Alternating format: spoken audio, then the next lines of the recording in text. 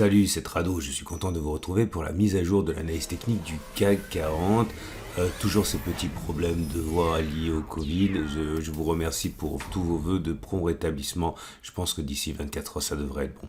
Alors, je vais commencer par quelque chose qui n'a rien à voir, mais qui m'a été inspiré par les derniers événements statistiques, on va dire, au niveau des backtests que j'ai réalisés. Comme vous savez, j'appuie tout ce que je vous présente en termes de trading systématique sur des backtests. On va partir du principe que ce que je backteste avec vous est vrai. Et ce n'est pas vrai, puisque vous le savez, généralement, je fais ça sur 30 occurrences. Et 30 occurrences, c'est insuffisant pour tracer et tirer des conclusions. Mais encore une fois, c'est fait par simple partage de ma méthode. Et comme vous le savez, que ce soit pour les PRT bands, que ce soit pour d'autres choses qu'on avait backtestées, eh bien, on s'est retrouvé il y a 3 séances, et pour le nuage Ishimoku également, enfin des choses qui sont quand même assez fiables, eh bien, dans des configurations où ce qui aurait dû se produire statistiquement ne s'est pas produit. Okay, et je pense qu'on a ici une incroyable opportunité quand on est débutant pour comprendre l'importance du money management. Vous savez, quand vous embrassez une carrière de trader, vous pouvez le faire simplement pour vous amuser, pour faire grossir vos économies ou pour en vivre. Okay, mais bon, de toute manière, il faut que vous ayez compris quelque chose à partir du moment où vous voulez avoir quelque chose de fiable. C'est que votre priorité, c'est de rester à la table de jeu. Okay, vous ne pouvez pas vous permettre de miser tellement gros qu'une succession plausible de trades perdants vous amène à quitter la table de poker parce que vous n'avez plus de jetons. La priorité, c'est comme disent les Américains en anglais, c'est to stay in the game. Ça veut dire rester à la table de jeu. Et vous savez, quand quelque chose a 70% de fonctionner, ça veut dire quoi? Ça veut dire que si vous le faites 100 fois dans les mêmes circonstances, 70 fois ça va marcher, 30 fois ça va pas fonctionner. Ça veut dire encore que il est sûr que sur une série de 100 trades, 30 fois ça va pas marcher. Si vous misez tellement gros que vous êtes incapable de vous relever après 3, 4, 5 trades perdants, eh bien, vous scellez votre destin de trader. C'est pour ça également qu'il faut que vous compreniez que les statistiques ne sont pas une façon de binariser la réalité. Avoir 60 ou 70% de chances de réussite, ça ne veut pas dire que ça fonctionne. Ça veut dire que ça fonctionne 70 fois et que ça échoue 30 fois sur une série de 30. Ok, donc voilà, je pense que c'est important de rappeler ça à tous les nouveaux qui vont nous rejoindre et qui nous rejoignent aujourd'hui parce qu'il y a toujours des nouveaux. Comprenez bien ce que les stats veulent dire, comprenez bien ce que ça veut dire de trouver une position compatible avec les statistiques. C'est pour ça qu'à titre personnel, j'encourage vraiment les traders débutants à ne risquer que 0,5% de leur capital de trading par trade perdant. Ok, alors vous allez me dire, mais comment on fait pour en vivre si on a un capital qui est faible? Je reviendrai sur ça un petit peu plus tard dans une autre parenthèse pour ne pas rallonger à la vidéo trop, mais comprenez surtout ça pour l'instant. Ok, les statistiques veulent dire quelque chose et ne veulent pas dire ce que les gens pensent généralement que ça veut dire, à savoir un découpage binaire des chances de réussite. Okay, donc voilà, comprenez bien ça avant d'aller plus avant. Donc c'est parti pour le CAC 40 qui, une fois de plus, s'enfonce en territoire négatif, mais de manière plus prononcée. C'est la 3e séance d'affilée. Par rapport aux 2,2% d'hier, ça reste assez modeste, mais c'est une bougie rouge.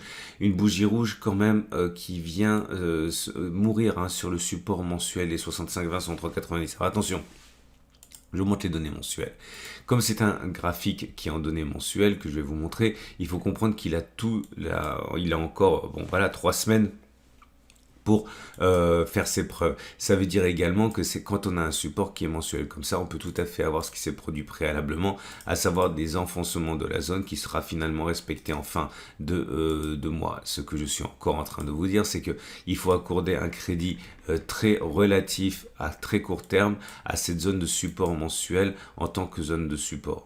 Okay, c'est à la fin du mois qu'on va voir ce que ça vaut, mais pour l'instant, encore une fois, on est sur une zone de support et il est normal que les investisseurs de long terme accumule sur ces zones, notamment pour ceux qui accepteraient de près ou de loin le principe des zones d'accumulation rationnelle comme moi. Donc oui, c'est un frein à la baisse, mais attention de ne pas lui accorder trop de crédit. Regardez ce que ça a fait ici avant d'être finalement respecté, on l'a vu dans le graphe précédent. Le gap tient bien, je ne sais pas s'il va tenir jusqu'au bout, j'ai l'impression que pour l'instant, on peut lui accorder une certaine confiance. Pourquoi? Tout simplement parce que c'est un gap de continuation, et que si c'est un gap de continuation, son objectif n'a pas été rallié. Et c'est vrai que tous ceux qui parient sur le fait que ce soit un gap de continuation achètent pendant les soldes ici pour viser l'objectif qui est à 7070, hein, la zone des 7070. À noter également que je pense malheureusement que même si la baisse semble s'atténuer, on n'a pas fait les plus bas. 3 raisons pour ça. La première des raisons, c'est les Fibonacci. Alors c'est statistique. J'ai déjà expliqué que généralement, on arrête une baisse en ayant touché un niveau de Fibonacci, pas au milieu. Clairement, soit on va chercher les 23, soit on va chercher les 38, soit on va chercher les 50, qui n'est pas un niveau de Fibonacci, petite parenthèse, mais bon, généralement on fait ça et on remonte, ou ça et on remonte, mais on ne fait pas un truc au milieu comme ça pour remonter. Donc, ça ne veut pas dire qu'on ne le fait jamais, ça veut dire que statistiquement, c'est pas plausible. C'est une des raisons pour laquelle, à titre personnel, je pense qu'il va y avoir encore une attaque baissière pour aller chercher le niveau suivant de Fibonacci, celui sur lequel on a hésité à aller, à celui des 38,2% de Fibonacci. Okay, à noter enfin au niveau des chandeliers japonais, je l'ai dit, ce chandelier d'aujourd'hui, il est moche, mais c'est pas la seule chose, hein. Vous avez la bougie Aiki-Nashi également qui est baissière. Vous le voyez, c'est une bougie rouge sans mèche basse. C'est comme hier, hein, c'est-à-dire que quand vous avez des bougies rouges sans mèche basse, sans mèche haute, il est plus possible que l'on aille plus bas, davantage, hein, que l'on ait fait les plus bas. Donc voilà, ça aussi, ça corrobore l'idée d'une attaque baissière. Et je vous rappelle également, et pour terminer, qu'une fois de plus, hein, le 3-line break s'est révélé un bel outil d'anticipation de la suite, parce que comme j'ai dit hier, hein, quand on a une bougie rouge, généralement on n'en a pas qu'une seule, hein. Donc ça, et c'est vrai pour la deuxième bougie ici, quand vous avez une bougie 2, il est plus possible que vous ayez une bougie 3, on a déjà backtesté tout ça, hein. Et ce qui nous amène donc aux éléments techniques. Alors, la moyenne mobile à 7 jours. Elle est descendante, de plus en plus descendante. J'ai envie de dire que la tendance immédiate, maintenant, elle est baissière. La moyenne mobile à 20 jours, elle est haussière, mais on est en dessous, donc la tendance générale est neutre. La moyenne mobile à 50 jours est descendante et on est en dessous, donc la tendance de fond est baissière. Et la moyenne mobile à 200 jours est maintenant également au-dessus de court, mais elle n'est pas vraiment descendante. On va dire que la tendance de long terme n'est pas haussière. Ça, c'est une évidence. Je vous rappelle que la tendance de long terme est importante pour les acheteurs d'actions aussi, hein, puisque moi, j'encourage vraiment les traders actions à rentrer à l'achat quand l'indice en général est haussier, hein, c'est plus sûr. Et là, pour l'instant, donc vous l'avez compris, il n'est pas haussier. Les pertes et bandes sont également négatives, et ce sur quoi, vous voyez, c'est ici. Là, ce qui n'a pas fonctionné dans le cadre des pertes et bandes haussières a fonctionné dans le cas des pertes et bandes baissières, par contre, vous voyez.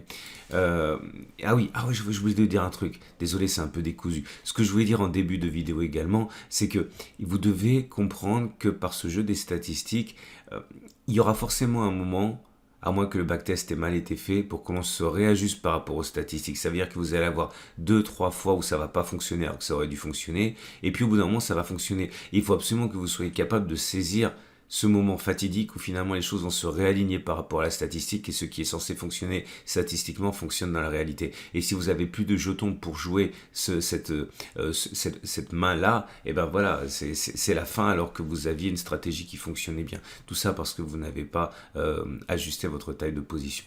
Donc je reviens à ce que je disais tout à l'heure. La rune, c'est sur la rune que j'aimerais également aujourd'hui faire porter le test. Regardez, la rune a délivré un signal baissier, le rouge est passé au-dessus du bleu. Et vous le savez, hein, il y a une asymétrie très fréquente. C'est une des raisons pour lesquelles les traders débutants se trompent et perdent de l'argent rapidement, c'est qu'ils pensent que les systèmes sont symétriques. Ils ne sont pas symétriques. Certains sont symétriques, la plupart ne le sont pas. La rune délivre un bon signal quand c'est un signal haussier. Le même signal est beaucoup moins bon lorsque c'est un signal baissier. Et pour vous en convaincre, je vous propose donc de backtester le signal baissier de la rune. Donc deux choses que j'ai backtesté avec vous, parce que ce sont des choses que j'utilise à titre personnel, c'est un ratio gain-risque de 1 et un ratio gain-risque de 0,5. Clairement, voilà l'idée. Le signal a été donné hier. Ok. j'ai un stop de protection qui est le plus haut du cycle haussier de la Rune. Le plus haut du cycle haussier de la Rune, il est là, 5,09. Je vais donc regarder quelles sont les chances d'aller faire moins 5,09 avant d'être stoppé sur le trade par une remontée à 5,09, donc les précédents sommets du cycle haussier. Et je vais regarder également si on peut gagner de l'argent en ne visant pas un ratio gain-risque de 1, mais un ratio gain-risque de 0,5 en espérant que l'on gagne tellement souvent que ça compense le fait que on gagne moins. Clairement, viser 2,55 à la baisse, moins 2,55, ok, avec un stop de protection à 5,010. Donc clairement, quand on gagne moitié moins que quand on perd, et on espère gagner tellement souvent que ça soit intéressant. C'est le sens de du premier pouce et du deuxième pouce. Et on va voir si on peut gagner de l'argent avec cette première méthode.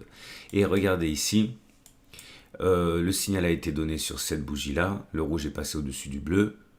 Et une fois qu'on a eu cette bougie-là, on prend donc la distance au plus haut, okay, du cycle haussier de la Rune. Le plus haut, il était ici, à 4,63. Ok. Est-ce qu'on a d'abord fait moins 4,63 ou plus 4,63? Et est-ce qu'on a d'abord fait moins 4,63 divisé par 2, donc la moitié, hein, ou d'abord plus 4,63, vous voyez qu'on a fait la moitié de moins 4,63, et on a fait également 4,63, donc c'est pour ça qu'il y a 2 pouces verts. Là aussi 2 pouces verts, et là c'est 2 pouces rouges. Pourquoi? Parce que regardez, le signal a été donné sur cette bougie ici, ok, la distance au sommet était de 6,42. Est-ce qu'on a fait moins 6,42 ou plus 6,42 d'abord? On a fait plus 6,42 d'abord. Et est-ce qu'on a fait la moitié? Non, parenthèse 6,58.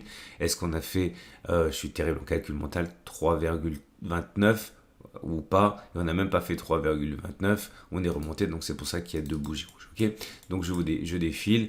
Donc échec, succès, succès, échec, échec, succès, succès, succès, succès, échec, succès, succès, échec, succès, échec, succès, 2 échecs, un succès, un échec, 2 succès, un échec, 2 succès, 3 succès, en fait, un échec, un succès, et voilà. Donc je suis obligé de faire défiler devant vous, comme ça vous voyez si j'ai fait une erreur ou pas. Et après backtest, il apparaît la chose suivante. Si je vise une fois l'objectif par rapport au stop de protection, ça a fonctionné 16 fois, ça a échoué 14 fois sur 30 occurrences. Ça veut dire 53%, mais 16-14 sur 30 occurrences, c'est autant dire que c'est aléatoire, c'est une chance sur 2. Donc c'est pas vraiment significatif, hein. C'est-à-dire que c'est pas stupide, mais c'est pas non plus un avantage statistique. Il y a autant de chances de faire moins 5,69 vers le bas, ok, que de faire plus 5,69. Donc c'est pas stupide de baisser, de parier sur un trade baissier, mais c'est pas non plus un avantage déterminant. Et ce que je voulais voir, c'est en visant la moitié de cet objectif, et bien on arrive à 19 succès et 11 échecs seulement. 19 succès, mais on gagne 500 euros quand on risque de perdre 1000 euros. Donc 19 fois 500, ça fait 9500 et on a perdu 11 fois 1000. Donc vous voyez, c'est pas rentable puisqu'on a gagné 9500, on a perdu 11 000. Donc même en étant peu ambitieux, eh bien ça fonctionne pas. Ça fait 1500 euros de perte. Donc clairement, il faut que vous compreniez, vous avez peut-être l'impression quand vous regardez comment je travaille que c'est facile de trouver des backtests, mais en fait chaque fois que je vous montre un backtest, il faut savoir que dans ma carrière de trader et d'analyse technique, j'ai eu plus de choses qui n'ont pas fonctionné, qui ont fonctionné, hein. Et là c'est typiquement un backtest qui n'a pas fonctionné. C'est-à-dire, voilà, je parle bien du CAC 40 en données journalières et pas d'autre chose. Lorsque j'ai un signal baissier sur la Rune, je ne pratiquerai pas cette méthode que je viens de mentionner puisque statistiquement il n'est pas évident qu'il y ait un résultat favorable. Donc si vous avez tendance à spéculer à la baisse parce que vous avez la Rune qui est baissier, soit vous ne devez pas utiliser comme soit vous avez une autre stratégie qui vous justifie cela, mais en tout cas ce que moi j'ai backtesté ça fonctionne. Par contre ce qui fonctionne bien c'est que généralement quand on a un signal baissier, ok, sur la Rune, on n'a pas fait les plus bas. Et là, effectivement, vous voyez, on a clôturé plus bas. Donc, ça a fonctionné par contre, hein. Et on va terminer avec l'Ichimoku, qui nous montre que en fait, le twist n'a pas encore eu lieu, hein. Le twist n'a pas encore eu lieu. Les deux, la SSA et la SSB se longent, enfin, sont parallèles les unes aux autres. Quand ça aura lieu, ça nous permettra d'avoir un trade baissier éventuellement qu'on backtestera à ce moment-là. Vous pouvez le faire si vous êtes pressé. Allez chercher les 6096 avec un stop de protection au-dessus des 6142, mais pour l'instant il n'y a pas eu de backtest. Encore une fois, les deux courbes sont parallèles.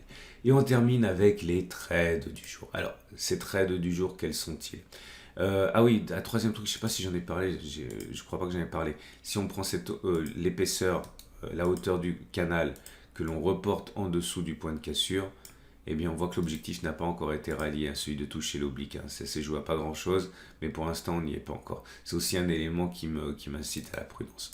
Donc bref, que faisons-nous? Comment peut-on trader? Si vous avez un biais qui est haussier, eh bien vous pouvez toujours parier, hein, sur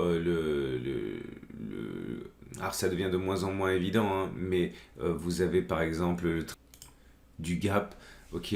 Vous mettez un stop de protection sous le gap en pensant qu'on va pas aller le boucler, on va pas aller le combler. Par exemple, un peu de marge, hein, 1,9%, et vous visez au moins 1,9%. Ok, ça peut être pas mal. Alors vous vous appuyez également sur l'exemple de ce support qui est certes en mensuel, mais qui est forcément défendu un petit peu. J'ai oublié de le dire, j'ai remis la M7 et la M50 parce que j'avais backtesté un truc lorsque la M7 croise la M50, et vous voyez bien que le backtest n'a servi à rien cette fois-ci parce que la M7 n'a pas croisé la M50, mais gardez-le sous le coude lorsque, au moment où la M7 fera ce croisement avec la M50. Si vous voulez spéculer à la baisse, vous pouvez... qu'est-ce que vous pouvez faire? Pas grand chose par rapport au backtest que j'ai réalisé parce qu'on a vu que c'était 50% de chance. Je pense que le plus intéressant à faire, c'est de parier sur une nouvelle attaque de la résistance hebdomadaire, ok, dans un rebond technique. Imaginons que demain on s'approche, je sais pas, allez, 6620, stop de protection au-dessus des précédents sommets à 3% et viser au moins 3% vers le bas en considérant que la baisse n'est pas terminée. Ok. Rien d'autre à ajouter par rapport à ça. Je vous souhaite une excellente journée. Je vous rappelle, ah oui, on m'a demandé pourquoi le pack Total Trado, le tout Trado, n'est pas disponible en CPF. Pourquoi il n'est plus disponible en ce moment en CPF? Tout simplement parce que mon partenaire est en train de réorganiser sa vitrine et est en train de réorganiser ses produits. Donc pour l'instant, on peut obtenir le pack Total Trado, mais uniquement en accès direct par le biais du site, le temps que l'offre se régule de la part de mon partenaire Bruno qui propose en CPF, hein. Donc pour l'instant et jusqu'à nouvel ordre, le pack Total Trado est disponible uniquement par le biais de mon site directement ou en dessous de la vidéo, hein, 1200 pages, les 600 minutes de vidéo, etc. Voilà. Je vous souhaite une excellente journée et je vous dis à demain pour la mise à jour.